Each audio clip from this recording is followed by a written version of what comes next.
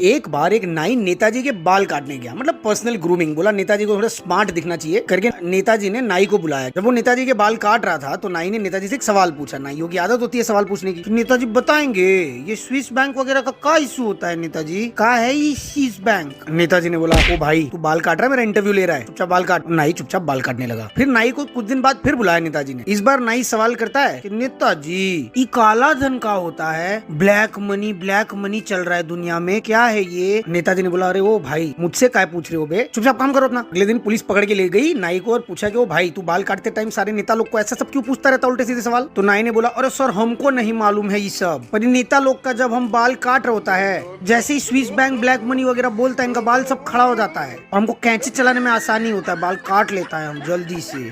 Police वाले एक दूसरे को देखने लग गए और हाथ जोड़ लिए बार।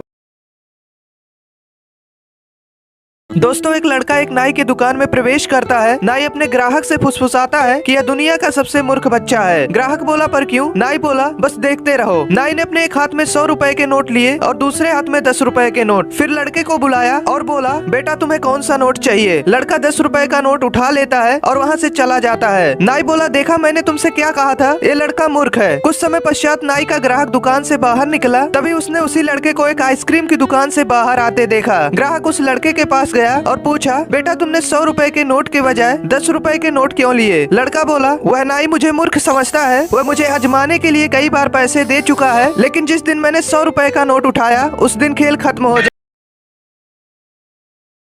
एक बार एक आदमी अपने 6 साल के बच्चे के साथ थाने जाता है। अब थाने में होती है बहुत भीड़, तो वो एक हवलदार के पास जाकर उसे 100 की पत्ती देते हुए बोलता है भाई साहब हमारा नंबर जरा जल्दी लगवा दो। अरे सीसीटीवी कैमरे लगे हैं, सस्पेंड करवाएगा क्या, बैठ जा, जब नंबर आएगा बुला लूंगा मैं तुझे। थोड़ी देर बाद जब हवलदार उसका नाम बुलाता है तो वह थानेदार के रूम में अंदर चला जाता है। जब वह अंदर आता है तो थानेदार उससे पूछता है बताइए क्या परेशानी है आपकी।